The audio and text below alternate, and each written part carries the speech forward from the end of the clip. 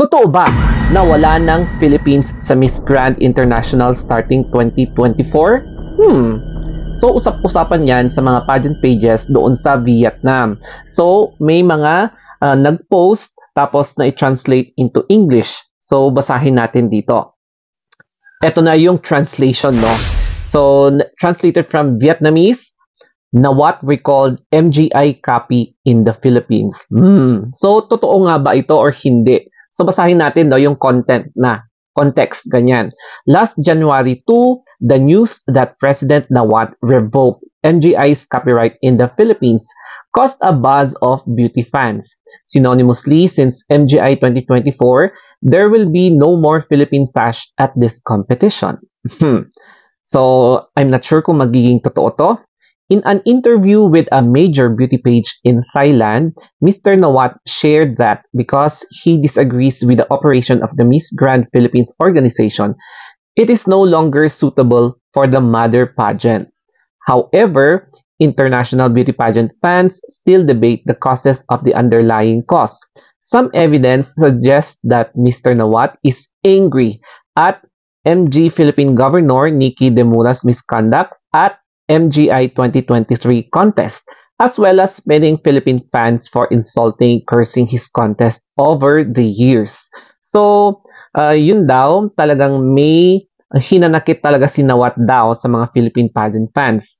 So, even after MGI 2023 finals, breastfeeding queen fame Mary Jean Lastimosa, former Miss Universe Philippines 2014 and top 10 sa Miss Universe, straightforwardly declared on TV, Miss Grand International and Miss Grand Philippines are the two worst contestants, and Philippine fan joked into sharing that clip as a pride.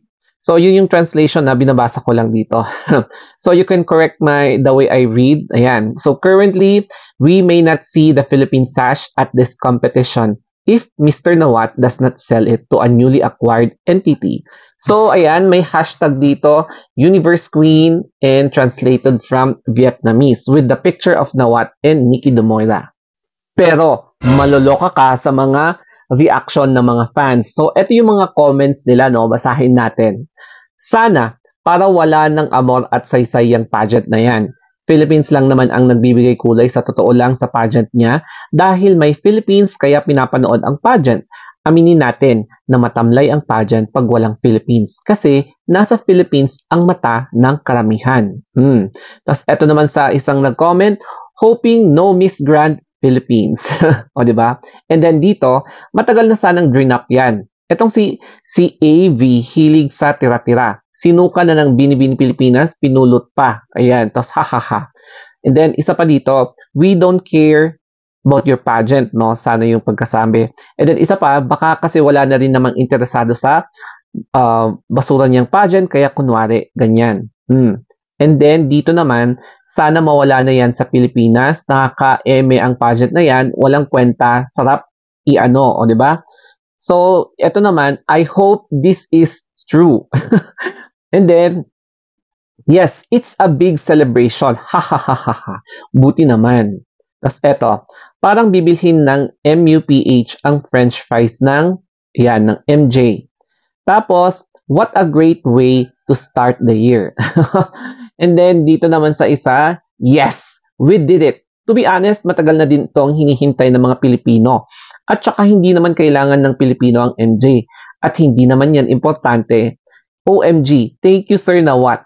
Ayan, dahil pinapatanggal. I'm not sure kung totoo to ha. So, sana totoo yan. Wag na tayong magpadala pa. Pero, manunood pa rin ako, sabi niya. And then, hell we care to that Shifangang Fujian. So, ang ganda ng pasok ng taon sa atin. Yay! Tapos, go ahead please. And then, yung last dito na comment, ha, di naman kawalan yan. Napaka-shape.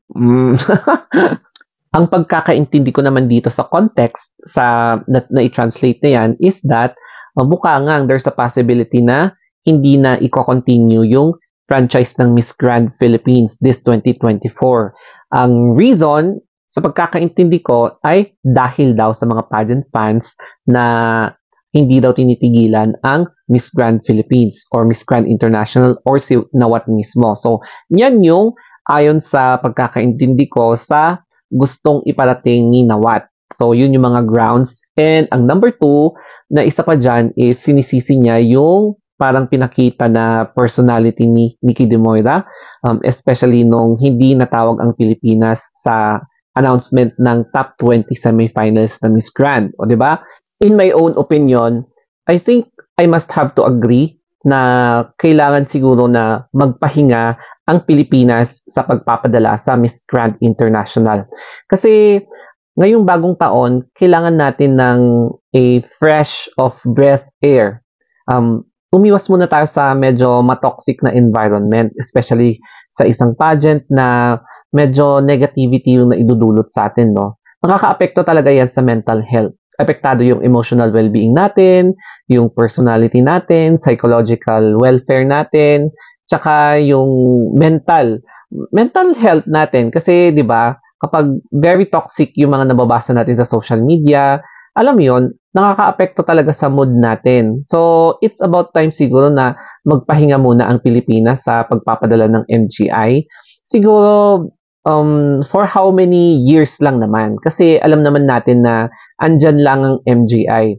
Siguro in that way, may realize siguro ng mga foreign pageant fans, aside from the Philippine pageant fans, na malaki pala ang impact ng participation ng Pilipinas na hindi na lalahok sa MGI for how many years or baka this year lang, mga ganon. Kaya mag-recharge muna tayo, mag-regenerate, and I think mas asikasuin na lang natin yung mga ibang pageant na mas may relevance, mas may malalim na advocacy, mga ganon, at mas relatable talaga sa mga nangyayari sa ating environment, sa society natin, tsaka sa ating mga personal experiences. In short, mag-take a break muna tayo. Unahin muna natin yung sarili natin para magkaroon tayo ng peace of mind. Medyo mag-post muna tayo, mag-ceasefire. Tsaka alagaan muna natin ang sarili natin. Unahin muna natin yung sarili natin bago yung iba. Alam niyo yon. Sana mag-gets niyo yung point ko dito. Tsaka one thing more, wag muna natin ipilit yung sarili natin sa mga tao or group na ayaw sa atin. Kasi masasaktan lang tayo, mapag-iiwanan lang, tayo din ang magiging kawawa, sayang ang effort, money, time, and everything. Kaya siguro, time will set us free, will help us to let fans and organizers of that pageant to realize how important Philippines is in the future. Lalo na ngayon na mukhang mag-experiment si Nawat na hindi mo na isasali ang Pilipinas, no? So, titignan niya kung ano nga ba ang magiging impact sa MGI kapag if ever na totoo yung article na nabasa natin, ha? So, I am not claiming